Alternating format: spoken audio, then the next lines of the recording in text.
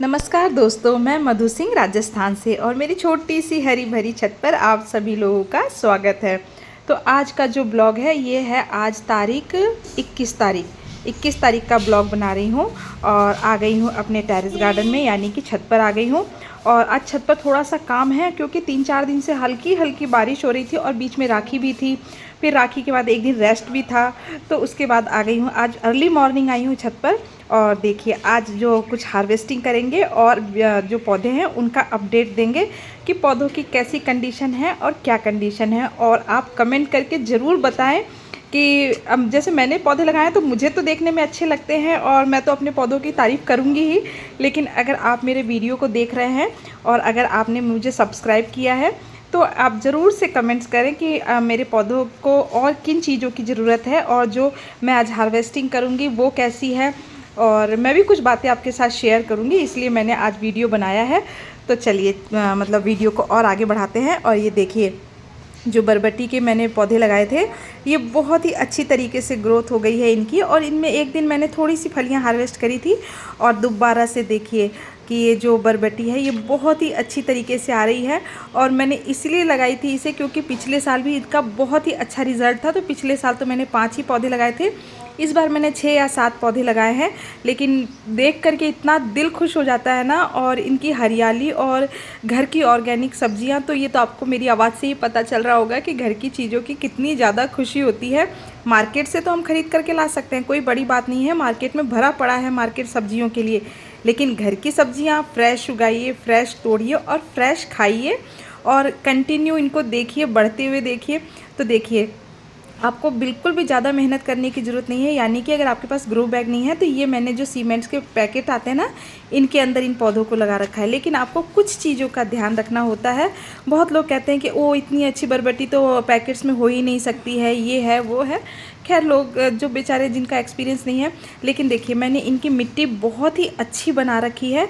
मतलब इतनी अच्छी मिट्टी बना रखी है ना कि उसके कारण ये जो सीमेंट के पैकेट है इसके अंदर भी मतलब पौधा तो तैयार हुआ ही है और उसके साथ इसमें फलियां बन रही हैं। इन फलियों से आपको पता लग सकता है कि पौधे की कंडीशन कैसी है। और खूब सारी फलियां हैं।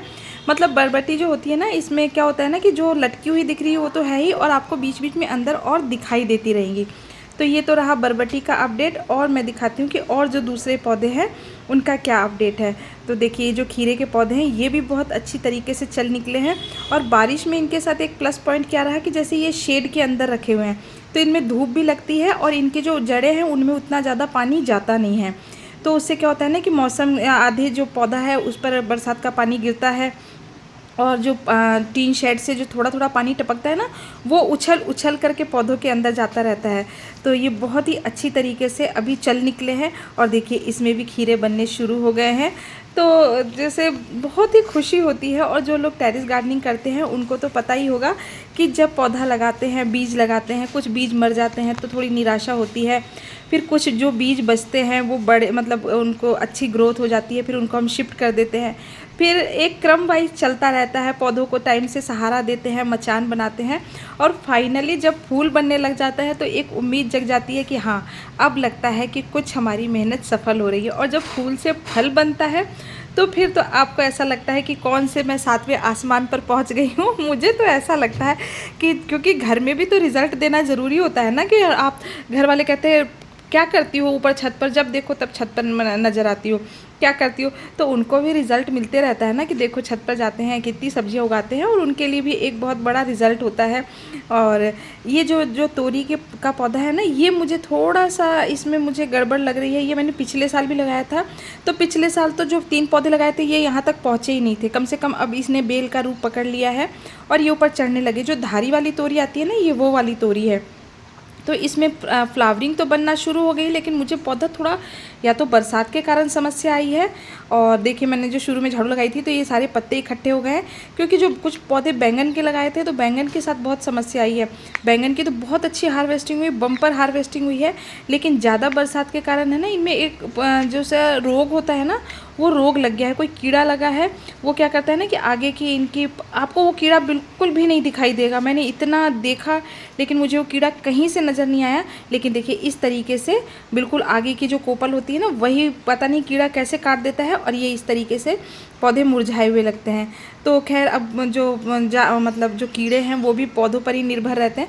तो ऐसे भी मैंने एक बार इनसे हार्वेस्टिंग बहुत अच्छी ले ली है। और बरसात के कारण देखिए पौधा इतना ज़्यादा घना था, ज़्यादा पानी के कारण ये समस्या सभी के पौधों में आई होगी। तभी तो मार्केट में इतनी ज़्यादा महंगी सब्जियां हो गई हैं और अभी तो और ज़्यादा महंगी सब्जियां होंगी, क्योंकि बरसात के कारण बहुत सारे पौधों को नुकसान होता है। जब मेरे पौधों को नुकसान हुआ है तो नेचुरली बात है कि उन लोगों के पौधों को भी नुकसान। ज़्यादा बरसात के कारण क्या होता है ना कि पौधे की पत्तियाँ पीली हो जाती हैं। लेकिन खैर ये तो बैंगन का रहा। और इधर देखिए भिंडी है, तो भिंडी तो बहुत अच्छी चल निकली है और इसका रिज़ल्ट तो मुझे देख करके लग रहा है कि इस बार तो भिंडियाँ मतलब पिछले बार से ज़्यादा, पिछली बार 6 या 7 पौधे लगाए थे और भिंडियाँ भी बनना शुरू हो गई है। और आप देखिए जो ये भिंडी लगाई है इसकी साइज़ देखिए कितनी बड़ी साइज़ है, और जिसमें ये भिंडी अभी कच्ची है, ये भिंडी पकी नहीं है। तो ये बड़ी साइज़ वाली भिंडी है। और ये बीज मैंने यहाँ से नहीं मंगाया था, मतलब मेरे मम्मी आई थी ना, तो मैंने वहाँ से मंगाया था कि मम्मी आप जो ये बरबटी है ये बीज मैंने अपने ससुराल से मंगाया था। तो मैं ज़्यादा कोशिश क्या करती हूँ कि मैं, जैसे हम लोग प्रॉपर बिहार के हैं, राजस्थान में जॉब है इसलिए रहते हैं, तो मैं जैसे जाती रहती हूँ तो बहुत लोग कहते हैं कि नहीं जहाँ की मतलब सब्ज़ी है वहीं उगे तो ज़्यादा अच्छा है। लेकिन मैंने तो बहुत बार लगाई हैं और अधिकतर मेरे किचन गार्डन में जो सब्जियां हैं सारे बीज इधर से उधर शिफ्ट होते रहते। कुछ बीज मैं यहाँ से वहाँ ले जाती हूँ, वहाँ के बीज मैं यहाँ ले आती हूँ। और मैं मिट्टी पर थोड़ा सा ज़्यादा काम करती हूँ। तो मिट्टी पर अगर आप अच्छा काम करेंगे तो आपका रिज़ल्ट बहुत ही अच्छा आएगा। और गुलाब तो है तो बगिया में, अगर आप टेरेस गार्डनिंग करते हैं तो आपको इस चीज़ पर बहुत ही ज़्यादा काम करना रहेगा कि आपकी बगिया में फूल होने चाहिए। अगर फूल नहीं रहेंगे तो पॉलिनेशन बिल्कुल भी नहीं होगा। फूलों के कारण ही पॉलिनेशन होता है और जो मधुमक्खियाँ होती हैं वो आपके गार्डन में आती रहेंगी तो उनसे पराग के कण इधर उधर शिफ्ट होते रहते हैं। तो आपको इस चीज़ का भी बहुत ध्यान रखना होता है। और जो करेले के इस बार मैंने 5 बीज लगाए थे लेकिन 2 ही बीज सक्सेस हुए हैं। तो मैं यही कोशिश है मेरी बहुत ही ज़्यादा कि इनको मैं कैसे भी करके इन पौधों को थोड़ा सा आगे मतलब मचान तक पहुंचा दूं। और इनकी मुझे ज़्यादा केयर करनी पड़ती है। तो इनमें अब करेले बनना शुरू हो चुके हैं। तो नर फूल और मादा फूल दोनों बनने लग गए हैं। पहले एक मादा फूल मतलब करेला बना था लेकिन वो सूख गया है क्योंकि उससे पहले नर फूल बना नहीं था। तो अब मादा और नर दोनों एक साथ बनना शुरू हो गए हैं। और देखिए आपको दिख रहा होगा करेले बनते हुए दिख रहे हैं। तो इसमें मेरे को अभी दिखाई दिए हैं 2 से 3 करेले बन चुके हैं। और ये बहुत ही, अगर पिछली बार वाला बीज है ये, तो ये बहुत ही अच्छी क्वालिटी के करेले हैं। तो जितने भी मिल जाएं, आप इतनी सारी सब्जियां लगाइए ना कि आप एक सब्जी पर बिल्कुल भी निर्भर मत रहिए। बहुत लोग कहते हैं आपको क्या घर की सब्जियां मिल जाती है। मैं तो बिल्कुल श्योरिटी से कह सकती हूँ कि हाँ, मुझे मार्च अप्रैल तक अब घर की सब्जियाँ ही खाने के लिए मिलेंगी। जैसे मैंने आज बरबटी हार्वेस्ट कर ली, वो तो बैंगन पौधों बरसात के कारण थोड़ा सा बैंगन में दिक्कत आई है, नहीं तो बैंगन मिलते, बरबटी मिलती, करेले बनने शुरू हो चुके हैं, खीरा बनना शुरू हो चुका है, तोरी में फूल आने शुरू हो चुके हैं और साथ में लौकी में भी फूल बन रहे हैं। तो देखिए लौकी, और ये अभी इसमें भी फीमेल फ्लावर मतलब मेल फ्लावर नहीं बना है, शुरू में ही फीमेल फ्लावर बन गया है। और कुछ मैंने मेल फ्लावर भी देखे हैं। तो जैसे ये है कि एक बार फ्लावरिंग पर पौधा आ चुका है तो अब इसकी हमें ज़्यादा देखभाल करनी है, इसका मुझे बहुत ध्यान रखना है। और कुछ पौधे जो मैंने लौकी के थे वो थोड़े पीछे लगाए थे, पीछे बीज डाले थे क्योंकि ग्रो बैग नहीं आया था। तो उसके कारण इन पौधों की थोड़ी स्पीड स्लो है। अगर चल निकलेंगे तो ठीक है, नहीं तो अब आने वाले सीज़न में हम और सब्जियां लगाएंगे। जैसे गोभी वगैरह का सीज़न आने वाला है, टमाटर का, मिर्ची का। तो अब हम अगले सीज़न से इसकी शुरुआत करेंगे क्योंकि वो भी पौध लग के तैयार होते हैं। और बालोड़ की फली भी लगाई है इस बार मैंने।